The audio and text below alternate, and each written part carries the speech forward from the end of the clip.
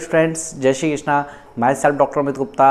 आज इस वीडियो में मैं आप लोगों को एक ऐसी शॉर्ट स्टोरी बताने वाला हूं जो कि आपके नीट एंड जेईई के सिलेक्शन में की स्टोन की तरह काम करेगी। यस, अगर आप इसी बार के अटेम्प्ट में नीट एंड जेईई में सिलेक्ट होना चाहते हैं तो ये स्टोरी हो सकता है आपकी स्ट्रेटजी को चेंज कर दे, हो सकता है आपके ट्रैक को ही एकदम बदल दे और हो सकता है आपके अंदर एक नई एनर्जी ला दे। ओके स्टूडेंट्स, तो इस स्टोरी को स्टार्ट करते हैं। पहले मैं आपको स्टोरी बताऊंगा, फिर उसके बाद हम स्टोरी का क्या इम्पैक्ट है हमारी स्टडी पर उसके ऊपर डिस्कस करूंगा। अगर आप मेरे इस चैनल पर पहली बार आए हैं तो आप प्लीज़ को तुरंत सब्सक्राइब कर लीजिए, जिससे आपको ऐसा मोटिवेशन का डोज हमेशा मिलता रहे। तो स्टार्ट करते हैं, क्या है स्टोरी। तो देखिए स्टूडेंट, ये बहुत ही एक अच्छी और छोटी सी स्टोरी है जो कि बहुत पुराने रियल इंसिडेंट्स पर बेस्ड है और एक ऐसी स्टोरी है जिससे सदियों तक लोग कुछ ना कुछ सीखते रहेंगे, जिनको सीखना है, जिनको सफल होना है। होता यूँ है कि आज से करीब हज़ारों साल पहले की बात है, करीब 1500 साल पहले, मतलब 1500 साल पहले की बात है कि एक राजा था जो कि बहुत बड़ा राजा था, जिसके पास बहुत सारे महल थे, बहुत सारे किले थे और बहुत सारा उसके पास फॉरेस्ट था, सब कुछ था उसके पास। एक बार उसके राजा शिकार का शौकीन था और एक बार क्या हुआ कि उसका मंत्री ने उसको बोला कि राजा साहब, अगर आप मेरे बिना कभी शिकार करके दिखा सकें तो मैं आपको सच में राजा मान जाऊं। ऐसा सुन के राजा के अंदर से एक ऐसा चैलेंज आ गया कि यार, मेरा मंत्री मुझसे ऐसा कैसे बोल सकता है। और ये सोचकर राजा जो है जंगल में चला जाता है और जंगल बहुत बड़ा होता है और वहाँ पर राजा शिकार करता है।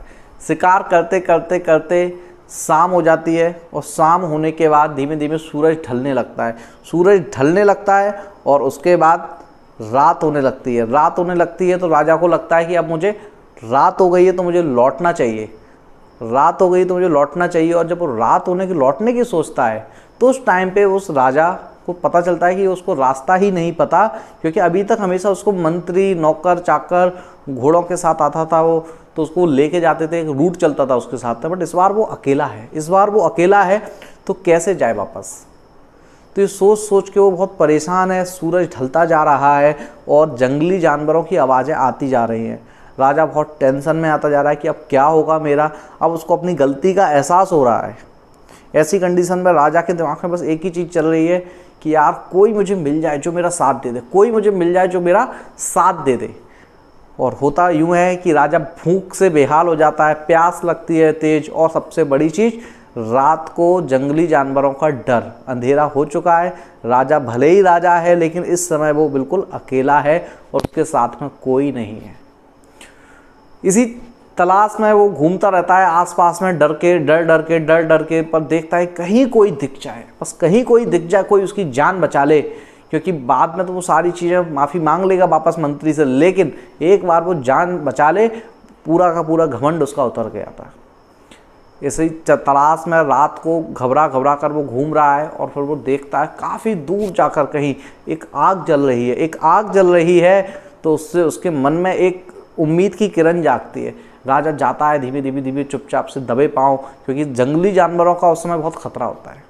राजा वहाँ जाता है तो वहाँ देखता है कि वहाँ एक आदमी बहुत ही ज़्यादा गरीब है, बहुत ही उसकी बुरी स्थिति है, बहुत ही ज़्यादा निर्धन है, बहुत ही ज़्यादा पुअर है, खाने को भी उसके पास कुछ नहीं है। एक ऐसी कंडीशन का आदमी जिसका पहनने को कपड़े नहीं है, गरीबी से बहुत परेशान है, उस व्यक्ति को दिखता है, वहाँ झोपड़ी बनाकर रहता है। तो राजा उसके पास बोलता है कि हे पुरुष, तुम मुझको बचा लो, ऐसे मैं राजा हूँ तुम्हारा।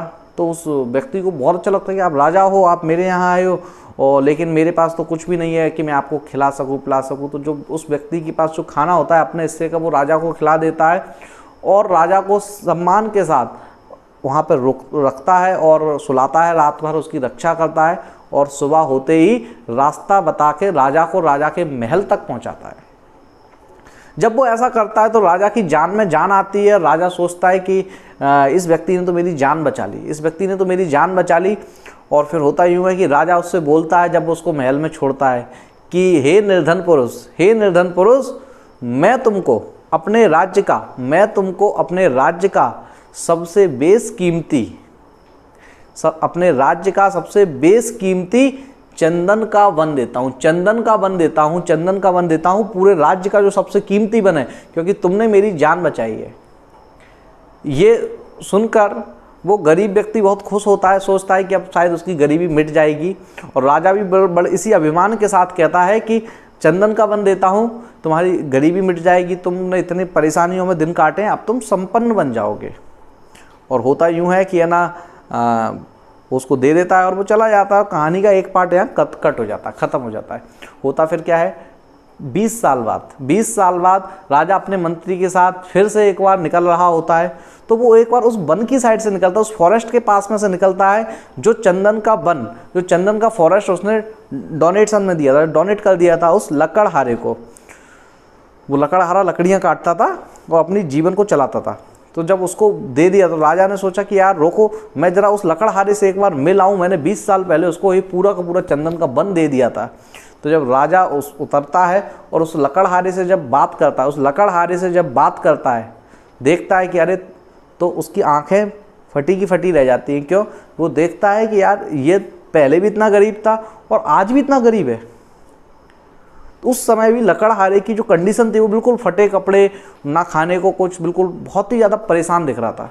राजा ने उससे बोला कि अरे हे लकड़हारे, मैंने तो तुमको पूरा का पूरा चंदन का वन दे दिया जो मेरे राज्य का सबसे कीमती था, तुम फिर भी पैसे वाले नहीं बने, तुम फिर भी अमीर नहीं बने। तो लकड़हारा बोला मैंने तो पूरी सारी की सारी लकड़ी काटी और जलाई और खाना बनाया और खाया। राजा बोला अरे ये लकड़ी कोई जलाने के लिए थोड़ी ना थी, ये लकड़ी कोई जलाने के लिए थोड़ी ना थी, ये तो लकड़ी सबसे कीमती लकड़ी है, सबसे महंगी लकड़ी है। इस लकड़ी को बेचकर, इस लकड़ी का सही यूज़ कर कर तुम तो करोड़पति बन सकते थे, उस समय के सबसे अमीर आदमी बन सकते थे। पर लकड़हारा चुप, उसको इस बात का उसने सोचा ही नहीं। लकड़हारा चुप, उसने इस बात का सोचा ही नहीं। और कहानी यहाँ ख़त्म, कहानी यहाँ ख़त्म। तो सर क्या इसके पीछे छिपा हुआ है? वही इसके पीछे छिपा हुआ है कि लकड़हारे को राजा ने इतना बड़ा फॉरेस्ट दे दिया चंदन का, लेकिन उसका रिजल्ट क्या निकला? रिजल्ट क्या निकला? उसका रिजल्ट ये निकला कि लकड़हारा तब भी गरीब है।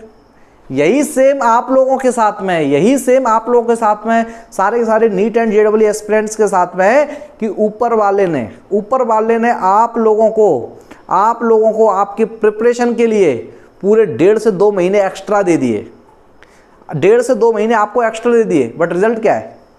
आज भी मैं स्टूडेंट से बात करता हूँ, देखता हूँ तो पढ़ रहे हैं। अरे भाई पढ़ रहे हैं, अब पढ़ने से काम नहीं चलेगा। अगर आप 14 से 16 घंटे की पढ़ाई नहीं कर रहे हैं आज की डेट में, घर पे आप बैठे हैं, अगर 14 से 16 घंटे आप नहीं पढ़ रहे हैं बेटा, तो आप भी उस लकड़हारे की तरह अपने टाइम को वेस्ट कर रहे हैं। जैसे उसने पूरा का पूरा बेस कीमती चंदन का पूरा फॉरेस्ट वेस्ट कर दिया, ऐसे ही आप अपने इस कीमती टाइम, एग्जाम से पहले का जो 1 महीना होता है वो पूरे साल का सबसे कीमती, सबसे कॉस्टली मंथ होता है। अगर उस समय बच्चा ढंग से पढ़ गया तो उसके सिलेक्शन को कोई नहीं रोक सकता। आप उस महीने को, उस पूरे के पूरे मंथ को वेस्ट कर रहे हैं। और आपके पढ़ने की स्पीड, अगर आपके पढ़ने की स्पीड अभी भी वही स्पीड है जो पहले थी, आपको लगता है कि नहीं आप पढ़ रहे हैं, अरे भाई पढ़ तो सब रहे हैं। अगर आपको लगता है आप पढ़ रहे हैं तो बेटा आप गलत सोच रहे हैं, आपको अपनी स्पीड बढ़ा लेनी चाहिए, नहीं तो अदरवाइज आप भी अपने सिलेक्शन को लॉस्ट कर देंगे। इस बात को आप याद रखिए।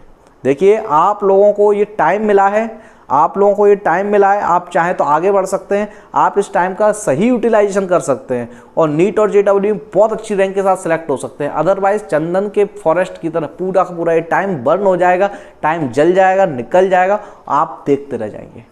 ओके स्टूडेंट्स, तो मेरा आप लोगों से कहना यही है कि ये जो टाइम आपको मिला है प्लीज़ इसका सही यूटिलाइज करो। इस चीज़ को एक गोल्डन अपॉर्चुनिटी की तरह समझो कि अगर मान लो 26 जुलाई को नीट का पेपर हो जाता है या 18 तारीख से, अभी 18 जुलाई से जो पेपर था जेईई का अगर हो जाता, सोचिए क्या आज की डेट में आपको ऐसा लगता है कि आपकी फुल प्रिपरेशन थी?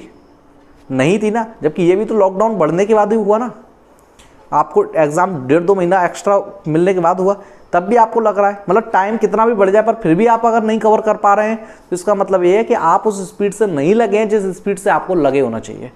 स्टूडेंट्स अभी भी टाइम है, जाग जाइए, अदरवाइज यही स्टोरी आप अगली साल सुनेंगे।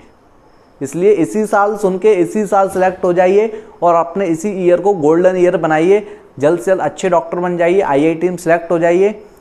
मुझे भी बहुत अच्छा लगेगा, आपको भी बहुत अच्छा लगेगा, क्योंकि आप मेरे स्टूडेंट्स। ओके, तो मैं आपके लिए ऐसे बहुत सारे MIQs बनाऊंगा और टाइम पे आपको मोटिवेशन देता रहूँगा, चिल्लाता रहूँगा, डांटता रहूँगा, जब तक आप पढ़ोगे नहीं। कोई भी आपको प्रॉब्लम है, कंप्लेन है, आप, मैं इस स्क्रीन पे जो व्हाट्सएप नंबर दे रहा हूँ, आप मुझे उस पर व्हाट्सएप करके बताइए, मेरे ऑफिस का नंबर है। कोई भी आपकी, बट पढ़ाई में कोई कॉम्प्रोमाइज़ नहीं होना चाहिए, हर कदम पे आपके साथ हूँ। आप मुझे अपनी प्रॉब्लम शेयर कीजिए, बट लगे रहिए, कंटिन्यू पढ़ते रहिए, आगे बढ़ते रहिए। ओके स्टूडेंट्स, मिलते हैं नेक्स्ट वीडियो में। Thank you.